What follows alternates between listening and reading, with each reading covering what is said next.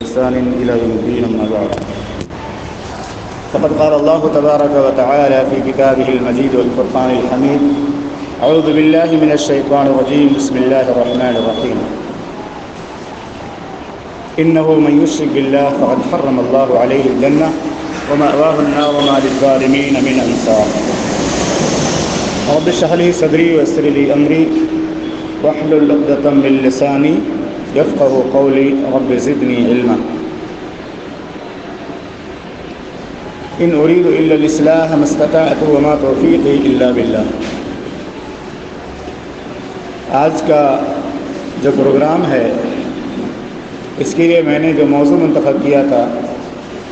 وہ تھا محبت رسول صلی اللہ علیہ وسلم کی نشانیاں، لیکن یہاں آتے آتے نوجوانوں نے کہا یہ موضوع ہو چکا ہے، تو پھر میں نے بردستہ ایک دوسرا موضوع اللہ کی توفیق سے تیار کیا ہے اور انشاءاللہ وہ ایک بہتر موضوع ہوگا۔ ہم بار بار یہ سنتے ہیں کہ مسلمانوں میں سے شرک ختم کرنا، مسلمانوں کو موحد بنانا یہ ہماری پہلی ذمہ داری ہے۔ تو شرک کی جو دعوت عام ہو رہی ہے وہ تقریروں کے ذریعہ، بیانات کے ذریعہ، مناظروں کے ذریعہ الگ الگ انداز سے لوگ شرک کو پھیلا رہے ہیں، لیکن کوئی جب تقریر کر کے کسی کو شرک کی دعوت دیتا ہے یا کسی کو مثالیں دے کر کے سمجھاتا ہے تو آدمی تھوڑا بہت چوکنا رہتا ہے۔ میری بات پہ غور کیجیے گا، تھوڑا بہت چوکنا رہتا ہے کہ آدمی ہے شرک سمجھا رہا ہے اور یہ فلاں مسلک کا ہے، اس کی بات نہیں سننا چاہیے، شرک والا ہے۔ لیکن ایک بہت بڑا دائرہ ہے، ایک بہت بڑا میدان ہے شعر و شاعری کا۔ اگر کسی کے پاس اچھی آواز ہے اور اس کے پاس اچھا انداز ہے اور اس کا عقیدہ خراب ہے تو وہ جس طرح زہر کو شہد میں ملا کر لوگ پلا دیتے ہیں نا، ایسے اشعار کے ذریعہ وہ ایسا شرک پھیلا دیتا ہے کہ ایک توحید پرست مسلمان کا بچہ بھی اس کو گنگنانے لگتا ہے، اس کو پڑھنے لگتا ہے۔ تو میں آج اللہ کی توفیق سے بردست موضوع لے رہا ہوں، کلام شاعر میزان شریعت پر۔ کلام شاعر میزان شریعت پر، کیونکہ مجھے بھی شعر و شاعری سے شغف ہے الحمدللہ، تھوڑا بہت اسلامیات اور دعوت کے انداز سے۔ ہمارے استاد محترم ابھی بھی باحیات الحمدللہ مولانا عبدالوہاب حجازی حفظہ اللہ، بہت بڑے عالم ہیں، بہت پرانے استاد بنارس کے تھے وہ۔ تو ان کا یہ کہنا تھا کہ آپ کو اللہ نے اگر شاعری کا ذوق دیا ہے تو آپ اس کو مشکل الفاظ سے بوجھل مت کیجیے گا، مشکل الفاظ اور تعبیرات سے بوجھل مت کیجیے گا، کیونکہ آپ کو دنیا میں ادیب بن کر کے ثابت نہیں کرنا کہ آپ بہت بڑے ادیب ہیں۔ یہ آپ کے پاس ذخیرہ الفاظ کا بہت زیادہ ہے، آپ کے پاس اچھی تعبیرات ہے، اس تعریف کے لیے آپ اپنے کلام کو مشکل نہیں بنانا۔ آپ کا کلام علامہ حالی جیسا ہونا چاہیے، جیسے موزین صاحب نے نظم پڑھی تھی، علامہ حالی مسدس حالی بڑی مشہور کتاب ہے، اسلامی شاعری کی اور اسلامی نظم کی بہترین کتاب ہے۔ تو آج کا میرا موضوع بردستہ یہی ہے، کلام شاعر میزان شریعت پر۔ پہلے میں ایک شعر پڑھوں گا، اس کے بعد اس کی وضاحت کروں گا، پھر قرآن کی آیتیں پڑھوں گا، تو پتہ چل جائے گا کہ شعر صحیح ہے کہ غلط ہے۔ یا کوئی شعر پڑھ کر کے کوئی حدیث پڑھوں گا، پھر پوچھوں گا بھائی یہ حدیث یہ کہتی ہے، شعر تو یہ کہہ رہا ہے۔ تو یہی انداز میرا درس کا ہوگا، آج کوئی خاص الگ انداز نہیں ہوگا۔ سب سے پہلے بہت خوبصورت نظم میرا بچہ بھی ایک دن گنگنا رہا تھا، اور ہم میں سے اکثر لوگوں کو وہ نظم اچھی لگتی ہے۔ یوٹیوب میں جائیں گے، وہ میرا نبی میرا نبی میرا نبی ہے، ایک بہترین نظم ہے، نعت ہے، بہت سارے لوگ سنتے ہیں اس کو، لیکن اس میں جو زہر ہے نا، اس زہر کو ایک عالم نہیں سمجھ پاتا ہے، کم پڑھے لکھے لوگ نہیں سمجھ پاتے، کیونکہ زہر کے اندر شہد ملا دیا گیا، شاعری کی مٹھاس اس کے اندر ہے، آواز کی جادو ہے، آواز کا جادو اس کے اندر۔ غور کیجیے گا، اسی انداز سے میں 6-7 اشعار پڑھ کر کے اپنی بات کو ختم کروں گا۔ وہ جس کے لیے محفل کونین سجی ہے،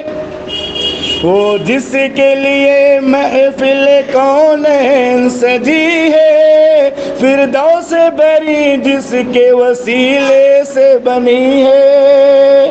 وہ جس کے لیے محفل کونین سجی ہے، فردوس بری جس کے وسیلے سے بنی ہے، وہ میرا نبی میرا نبی میرا نبی ہے، وہ میرا نبی ہے۔ لمبی نظم ہے یہ شعر بالکل باطل ہے، آواز کتنی اچھی ہو، لڑکیوں نے بھی پڑھا ہے، لڑکوں نے پڑھا ہے۔ احسان محسن قاسمی دیوبند کے ایک بزرگ شاعر ہیں اور ان کو لوگ بہت بزرگ مانتے ہیں اور نابینا شاعر ہیں، پگڑی وغیرہ باندھ کر کے وہ بہت زیادہ نظمیں بڑے بڑے پروگرام میں پڑھتے ہیں، ان کی پڑھی ہوئی یہ نعت ہے۔ یہ نعت باطل کیوں ہے؟ کیونکہ اس کے اندر جو معنی لیا گیا ہے، مفہوم جو اخذ کیا گیا ہے، وہ ایک موضوع روایت کا ہے جو میلاد میں لوگ پڑھتے ہیں، لولا کلمہ خلقت الافلاق، اے ہمارے نبی آپ نہ ہوتے تو کائنات نہ ہوتی، آپ نہ ہوتے تو شجر آپ نہ ہوتے تو عرش و کرسی نہ ہوتی، آپ نہ ہوتے تو زمین و آسمان نہ ہوتے، آپ نہ ہوتے تو شمس و قمر نہ ہوتے، آپ نہ ہوتے تو دنیا نہ ہوتی۔ یہ من گھڑت روایت کا ترجمہ اس میں کیا گیا، پہلے مصرعے میں، دوسرے مصرعے میں، اور دوسرے مصرعے میں جو کہا گیا فردوس بری جس کے وسیلے سے بنی ہے، اس شعر کے اندر وہ فردوس، علامہ جو ہے فردوس ایک جو ہے عالم کی کتاب ہے الفردوس بالخطاب یا اس طرح کی جو کتاب ہے، علامہ دہلوی کی کتاب ہے، علامہ دہلوی کی، اس میں یہ موضوع روایت موجود ہے کہ اگر نبی نہ ہوتے تو اللہ جنت کو نہ بناتا۔ اللہ تعالیٰ جو جنت کو بنایا نا، نبی کے وسیلے سے بنایا، نبی کے صدقے میں بنایا۔ اور دوسری بات جو تکلیف دے یہ ہے کہ اگر نبی نہ ہوتے، یہ جملہ ایک محبت رسول نکالتا کیسے ہے؟ ایک محبت رسول کا دعویٰ کرنے والا، محمد رسول اللہ صلی اللہ علیہ وسلم سے پیار کرنے والا، یہ کیسے وہ زبان سے بول دیتا ہے اگر نبی نہ ہوتے؟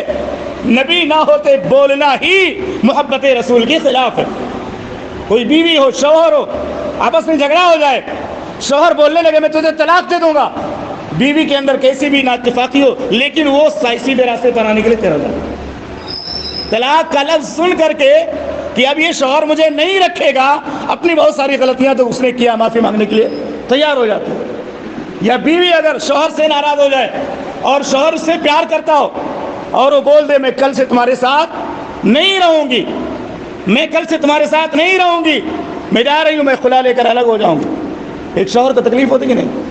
آپ اس جملے پہ غور کیجئے جو موضوع روایت ہے، اگر نبی نہ ہوتے تو یہ نہ ہوتا، نبی نہ ہوتے تو وہ نہ ہوتا۔ یہ جملہ لوگ کیسے ادا کرتے اپنی زبان سے کہ اگر نبی نہ ہوتے؟ نبی اکرم صلی اللہ علیہ وسلم سے پیار کرنے والا کبھی یہ نہیں سوچتا کہ اللہ تعالیٰ نبی کو نہ بناتا تو کیا ہوتا۔ نبی اکرم صلی اللہ علیہ وسلم کی پیدائش، آپ کی رسالت، آپ کی نبوت ہمارے لیے بہت بڑی نعمت ہے، آپ کے ذریعے ہم کو ہدایت ملی ہے۔ یہ جملہ سوچ کر کے دل میں ایک تکلیف ہوتی ہے، نبی نہ ہوتے تو محبت رسول کا دعویٰ بھی کرتے ہو، کہتے ہو نبی نہ ہوتے۔ بھئی نبی کی محبت کرنے والا ایسا نہیں بول سکتا، یہ نہ ہوتے تو ایسا ہوتا نہیں ہوتے۔ وہ سوچنے کی بات کہاں سے ہے آپ کے دل میں؟ نبی اکرم صلی اللہ علیہ وسلم سے محبت اور عقیدت کا یہ عالم تھا کہ صحابہ کرام نبی اکرم صلی اللہ علیہ وسلم کو نہیں دیکھتے تو بے چین ہو جایا کرتے، بےتاب ہو جایا کرتے تھے، آپ کی جدائی برداشت نہیں کرتے تھے، وہ کبھی نہیں سوچتے تھے کہ نبی صلی اللہ علیہ وسلم ہماری نگاہوں سے ادھر ہو جائے۔ اسی لیے ایک صحابی روتے ہوئے آئے،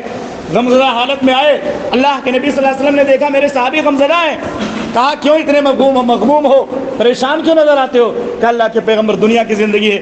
آپ یہاں دنیا میں موجود ہیں، باحیات ہیں، ہم آپ کے ساتھی ہیں، صحابی ہیں، جب دل کہتا ہے آپ سے ملاقات کر کے آپ کا دیدار کر لیتے ہیں، جب غم ہوتا ہے غم دیکھ کر کے ہلکا ہو جاتا ہے، آپ کو جنت میں آپ کا درجہ بلند ہوگا، ہم تو نیچے درجے میں ہوں گے، ہمارے اور آپ میں بہت دوری ہوگی، جنت میں آپ کا دیدار ہم کیسے کریں گے؟ اللہ، دیدار نبوی کا یہ شوق اللہ کے پیغمبر نے فرمایا، اللہ نے قرآن میں آیت نازل کی کہ وہ لوگ وَمَن يُطِعِ اللَّهَ وَالرَّسُولَ، جو اللہ اس کے رسول کی اطاعت کریں گے، فَأُولَٰئِكَ مَعَ الَّذِينَ أَنْعَمَ اللَّهُ عَلَيْهِمْ، تو ان لوگوں کے ساتھ ہوگی جن پر اللہ نے انعام کیا۔ تو یہ پہلے شعر کے متعلق اتنی بات کافی ہے کیونکہ ٹائم زیادہ ہو جائے۔ دوسرا شعر سنیں۔ جب فرشتے قبر میں جلوہ دکھائیں آپ کا، جب فرشتے قبر میں جلوہ دکھائیں آپ کا، ہو زباں پر پیار آقا الصلاۃ والسلام، ہے ہو زباں پہ پیار آقا الصلاۃ والسلام، اے شہنشاہ مدینہ الصلاۃ والسلام، زینت عرش معلا الصلاۃ والسلام۔ یہ چار مصرے جو ہیں، ان مصروں کے اندر جو بات بیان کی گئی ہے وہ بھی حدیث کے خلاف ہے۔ محمد الرسول اللہ صلی اللہ علیہ وسلم کی ایک حدیث لوگ بیان کرتے ہیں کہ جب منکر نکیر قبر کے اندر آتے ہیں اور سوال کرتے تو ایک حدیث میں ایسے الفاظ بھی ہے، ما تقول فی ھذا الرجل، اس آدمی کے بارے میں تمہارا کیا خیال ہے؟ ھذا کا جو لفظ آتا ہے اس سے اشارہ وہ ذہن ماحودی یعنی جو ذہن میں انسان کی بات ہوتی ہے اس کے اعتبار سے کہا گیا، اس رسول کے بارے میں کیا کہتے جو تمہارے درمیان بھیجا گیا؟ تو یہ اس ترجمہ کہتے ہیں چونکہ ھذا اشارہ قریب کے لیے آتا ہے، اس لیے اس حدیث کا معنی یہ ہوتا کہ اللہ کے پیغمبر جو ہے قبر کے اندر موجود ہوتے ہیں، دکھائے جاتے ہیں، قبروں میں دکھائے جاتے ہیں، تو اس کا غلط معنی لوگ پیش کرتے ہیں۔ یہ حدیث جو ہے اس معنی میں نہیں ہے کہ نبی صلی اللہ علیہ وسلم قبر میں موجود ہوتے ہیں، ابھی قبر میں اگر موجود ہو تو بیڑا ہی پار ہو جائے گا، ہر کوئی دیکھ کر پہچان جائے گا اللہ کے نبی موجود ہے۔ تو اشارہ ہوتا ہے صرف پوچھنے کے لیے، جیسے پوچھا جاتا ہے من نبیوں کا، تمہارا نبی کون ہے، وہی اس کے اندر بھی مانا ہے اس رسول کے بارے میں جو تمہارے درمیان بھیجا گیا کیا کہتے ہو، کیا جانتے ہو اس رسول کے بارے میں؟ تو ھذا الرجل کا جو لفظ ہے اس سے اشارہ کر کے یہ ترجمہ لوگوں نے کیا ہے، جب فرشتے قبر میں جلوہ دکھائیں آپ کا، ہو زباں پر پیارے آقا الصلاۃ والسلام۔ جو چوتھا مصرع ہے، اے شہنشاہ مدینہ الصلاۃ والسلام، زینت عرش معلی الصلاۃ والسلام، یہ بھی من گھڑت روایت ہے۔ ایک شعر آپ نے اپنے لوگوں میں بھی سنا ہوگا، ہم بھی بچپن میں پڑھا کرتے تھے، بڑا مشہور شعر ہے، آسرا میرے دل کا لا الہ الا اللہ، پہلا مصرع ایسا ہے، آسرا میرے دل کا لا الہ الا اللہ، عرش پہ لکھا دیکھا لا الہ الا اللہ۔ تو اللہ کے نبی صلی اللہ علیہ وسلم کا عرش پر لکھا ہونا یہ ثابت نہیں ہے، یہ روایت جو بیان کی جاتی ہے کہ آدم علیہ السلام کو اللہ نے پیدا کیا، جب ان کو گناہ ہو گیا تو انہوں نے دیکھا عرش پر محمد رسول اللہ لکھا ہوا ہے،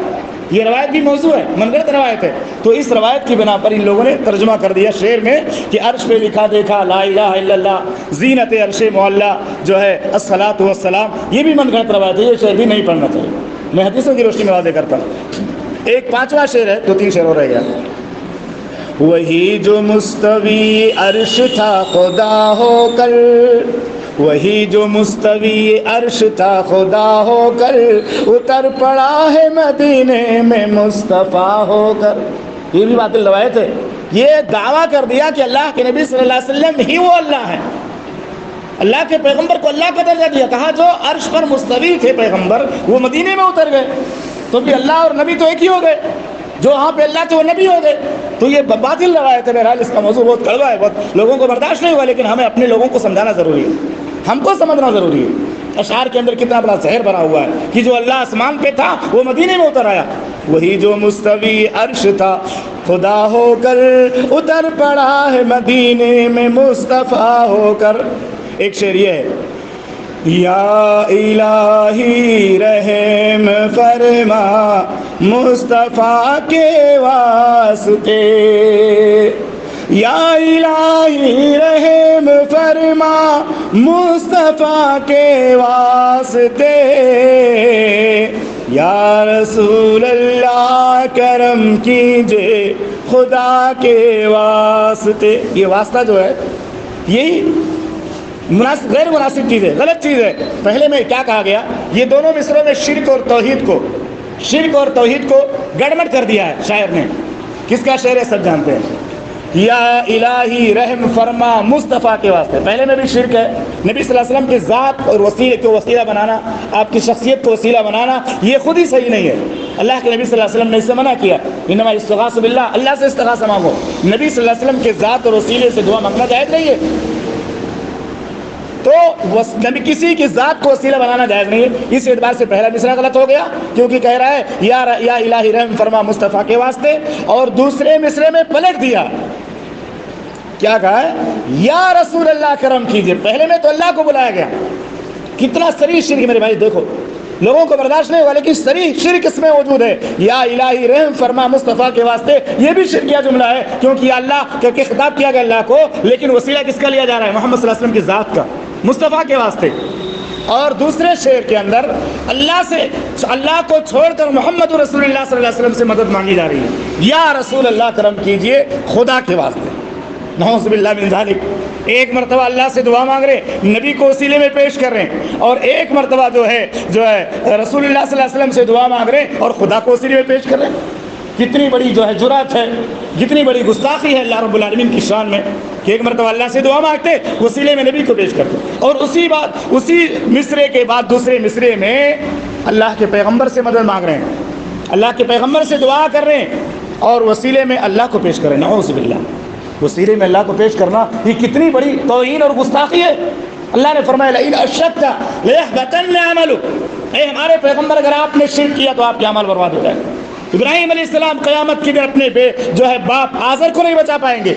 دعا کریں گے اللہ اس سے بڑی رسوائی کیا ہوگی کہ آج میرا باپ جہنم کے اندر چلا جائے۔ اللہ فرمائے گا انی حرمت الجنت علی الکافرین، میں نے کافر پر جنت حرام کر دی۔ تمہارا باپ ہو یا کوئی بھی ہو وہ شرک کر کے مرا ہے، شرک پر مرا، اس لیے اس کی بخشش نہیں ہو سکتی۔ آخری شعر ہے، مشکلیں حل کر شہ مشکل کشا کے واسطے، مشکلیں حل کر شہ مشکل کشا کے واسطے، کربلا رد شہید کربلا کے واسطے۔ یہاں بھی شعر میں اللہ سے مدد مانگی گئی اگر تو وسیلہ پیش کیا گیا اللہ کے نبی صلی اللہ علیہ وسلم کے ذریعہ۔ شہ مشکل کشا، شہ مشکل کشا اگر اللہ کو مانا جائے تو بھی معاملہ وہی ہوگا، مشکلیں حل کر شہ مشکل کشا کے واسطے۔ اگر شہ مشکل کشا اللہ کو مانیں گے تو پہلا مصرع مشکلیں حل کر میں جو ہے اللہ کو خطاب، اللہ کے نبی صلی اللہ علیہ وسلم کو مانا جائے تو اللہ کو خطاب ہوگا۔ شہ مشکل کشا رسول اللہ صلی اللہ علیہ وسلم کو اگر مانا جائے تو مشکلیں حل کرنے کی دعا کس سے مانگی جائے؟ اللہ سے، تو بھی وہی بات ہوئی کہ نبی صلی اللہ علیہ وسلم کے وسیلے سے جو ہے دعا مانگی جا رہی ہے۔ کربلائیں رد شہید کربلا کے واسطے اور بلائیں دور کر دے